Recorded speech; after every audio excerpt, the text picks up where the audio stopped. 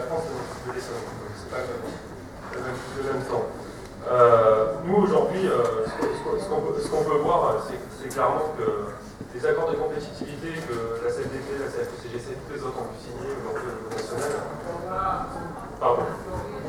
Devant le micro! Ouais, c'est bon, c'est bon.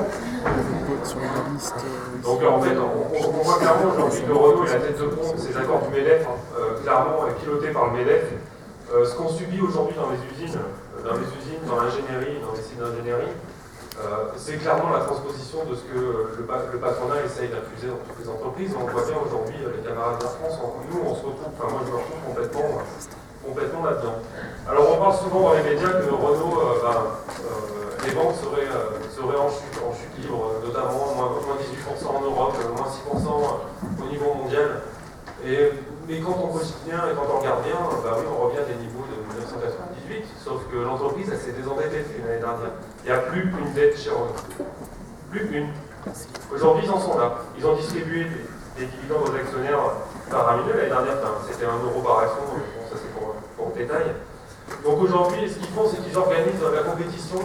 C'est pas la compétitivité, c'est la compétition entre les ouvriers européens et même internationaux. C'est ça aussi qu'il faut dénoncer. Il faut bien faire attention, et j'invite aussi tous les étudiants qui sont là, ils doivent bien le voir. Aujourd'hui, la société Renault, avec son porte-parole et son président Carlos Ghosn, qu'est-ce qu'elle fait? Elle va voir les ouvriers espagnols, elle leur dit écoutez, vous êtes plus chers que les Roumains. Donc qu'est-ce qu'on fait?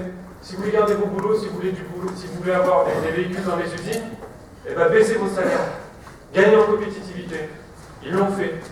4 jours, ils ont perdu 4 jours, plus des réductions de salaire. La direction de Renault, qu'est-ce qu'elle fait maintenant? Elle tape à la porte des ouvriers français. Qu'est-ce qu'ils nous demandent? Compétitivité. Les gars en usine, ils perdent de 7 à 21 jours de congé, de RTT. 7 à 21 jours. Il faut savoir d'où ça vient quand même ces jours de RTT. Ils l'oublient souvent, tous ceux qu'on peut entendre à la télé, les pseudo-économistes qui nous racontent que le coût du travail est un problème en France. Mais les patrons, ils ont gagné en flexibilité à l'époque. Les RTT, ça vient d'où? Elles viennent de la flexibilité, et notamment dans les usines Renault. Ils ont eu de la flexibilité justement pour passer les périodes hautes et basses et cycliques de l'activité de production. Donc ça, moi aujourd'hui, clairement, il faut le dénoncer tous ces trucs-là. Je veux dire, le milliard de free cash flow qu'ils ont fait l'année dernière, ils ont mis 1 milliard dans les caisses. 1 milliard. Aujourd'hui, on nous explique que la société Renault, elle est moribonde. Moribonde, pourquoi? Mais pourtant, c'est un groupe, la société Renault. Renault, c'est Nissan. C'est aussi Avtovaz en Russie. Ils les ont achetés comment? Ils ont pris dans les caisses. Ils ont pris dans les caisses, aujourd'hui c'est un groupe mondial. Donc, à un moment donné, quand Renault se portait bien, ils ont pu, entre guillemets, s'étendre. Sauf qu'aujourd'hui, ils nous mettent tous en compétition, tous autant qu'on est. Et le gros souci qu'il y a, c'est qu'on finira clairement, si on accepte aujourd'hui, chez nous, chez Renault, de mettre le doigt dans cette compétitivité où il faudrait qu'on travaille plus longtemps, qu'on soit payé moins, parce que le gel des salaires, parce que ce qu'il faut que vous sachiez, c'est que dans les présentations de la direction, ils osent quand même parler de gel de salaire sur 3 ans, mais ce qu'ils mettent, c'est maintien du salaire en 2013. Ils osent le dire, c'est-à-dire que dans leur tête, ils auraient très bien pu le descendre, le salaire. Ils auraient très bien pu le descendre. Ils osent quand même faire ça. Les mots ont leur importance dans ce qu'ils présentent. Maintien des sites aussi, maintien des sites et des usines. Maintien des sites. C'est pas du chantage pour eux, mais c'est quoi? C'est quoi si c'est pas du chantage? Mais ça en est. Franchement, tout ce qu'ils ont montré aujourd'hui, et notamment ce qu'on peut voir avec les réactions même gouvernementales, Montebourg dit que Renault n'a pas franchi la ligne rouge. Mais faut arrêter avec ça. Faut arrêter, c'est quoi cette communication de dingue de ce gouvernement? De toute façon, il ne défendra pas les travailleurs. Ça c'est clair et net, on est bien parti.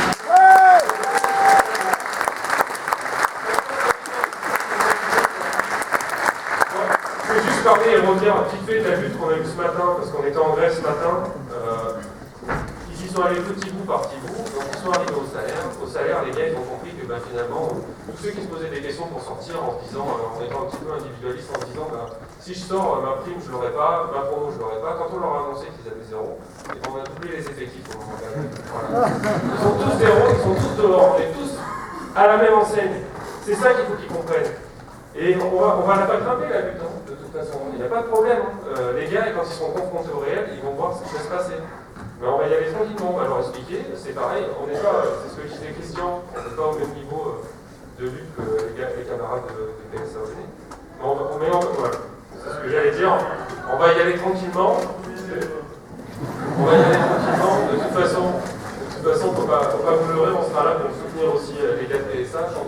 Ici, on est là pour parler de convergence. La convergence, elle va se faire naturellement de toute façon, parce que aujourd'hui, les camarades de PSA, on leur propose le fermeture d'usine, et nous, ça sera dans 3 ans. C'est-à-dire qu'aujourd'hui, ils font l'inverse, c'est-à-dire que PSA ferme l'usine, et après, on leur proposera l'accord de compétitivité qui a été signé au niveau national. Et qui, il ne faut pas, entre guillemets,